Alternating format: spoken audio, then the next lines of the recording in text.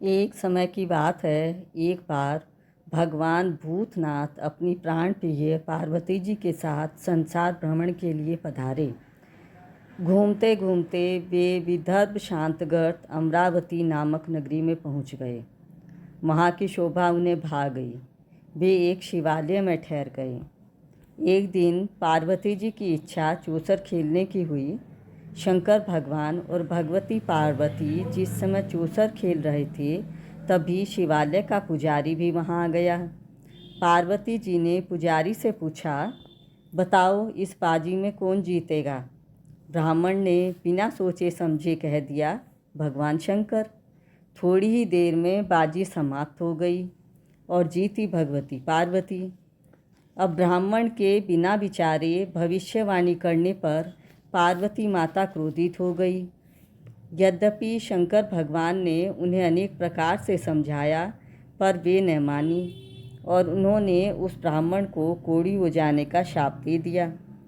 कोढ़ी होकर ब्राह्मण बहुत दुखी हुआ। काफ़ी दिन बीत चुके। तब एक दिन उसी शिवालय में देवलोक की अप्सराएं पधारी।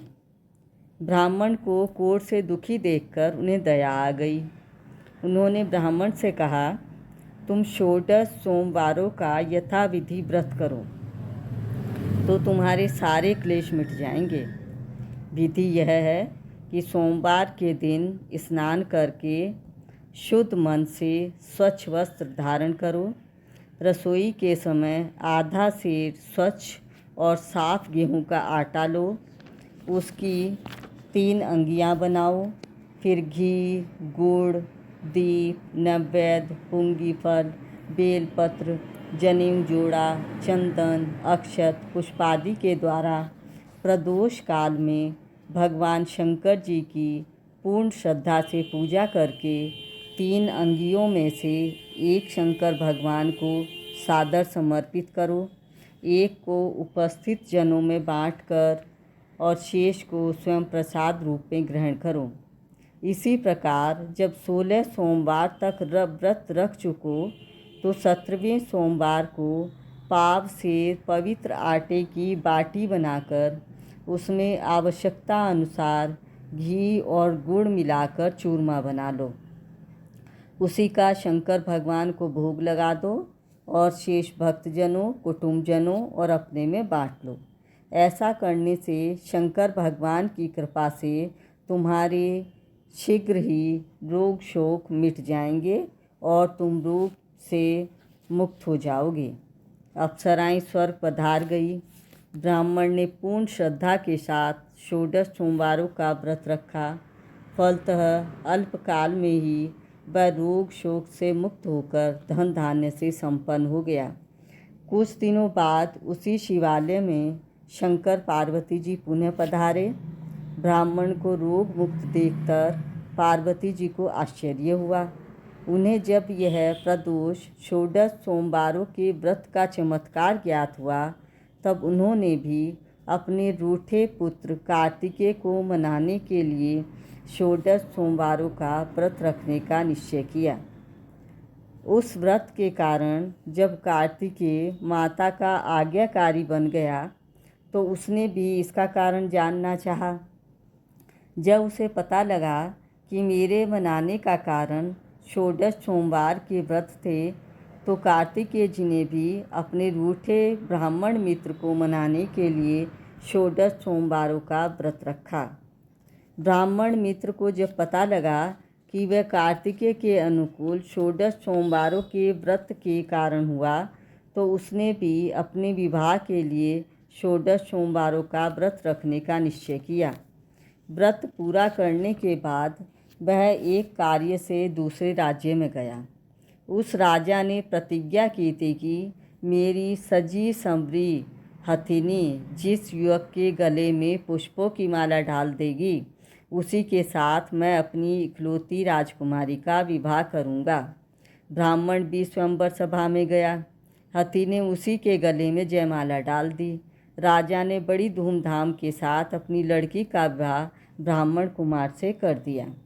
राजकुमारी को विवाह के काफ़ी वर्ष बाद जब यह पता लगा कि षोडश सोमवारों के व्रत के सुपरिणाम स्वरूप ब्राह्मण कुमार उसे पाने में सफल हुआ, तो उसने भी सुपुत्र की लालसा से षोडश सोमवारों का व्रत रखना प्रारंभ कर दिया, जिसकी वजह से राजकुमारी के सर्वगुण संपन्न सुपुत्र ने जन्म लिया।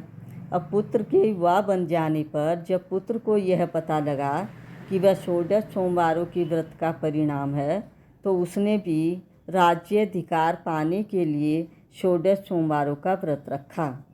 व्रत पूरे होते ही उस युवक को एक राजा के दूतों ने अपने देश की राजकुमारी के लिए वर लिया। उस देश का राजा वृद्ध हो चुका था, अतः विवाह के बाद शीघ्र ही उसका स्वर्गवास हो गया और ब्राह्मण कुमार राज पाने में सफल हो गया। राज्य पाने के बाद ब्राह्मण कुमार ने शिव पूजन के लिए सामग्री तैयार करने के लिए राजकुमारी से कहा, मगर राजकुमारी ने अपनी दासियों से वह तैयारी करा दी।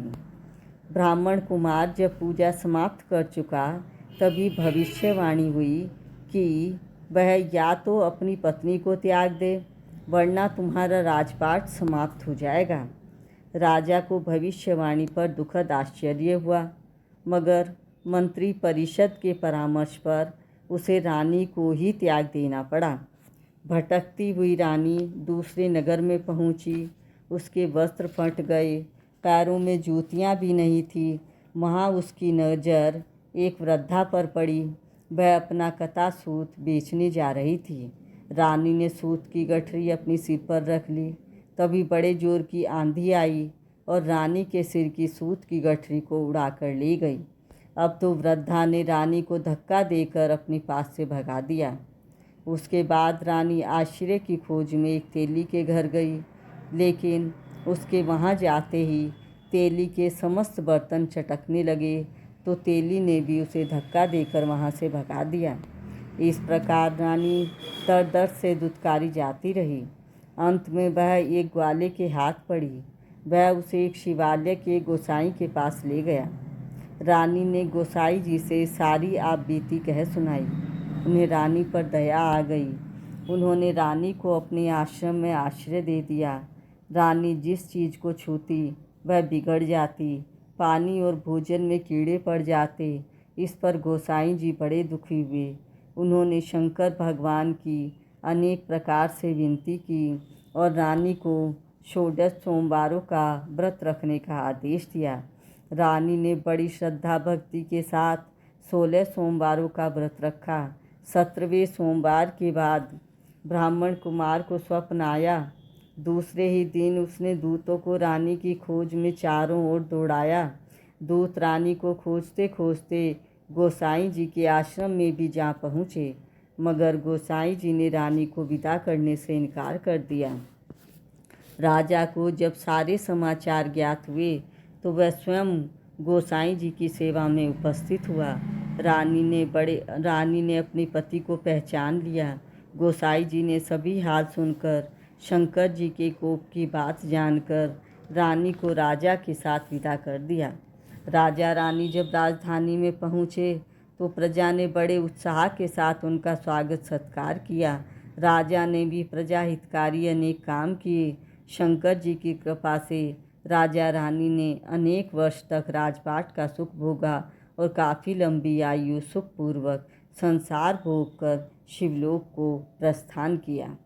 जय शिव शक्ति। जय हो शंकर भगवान जी की। जय हो पार्वती माता जी।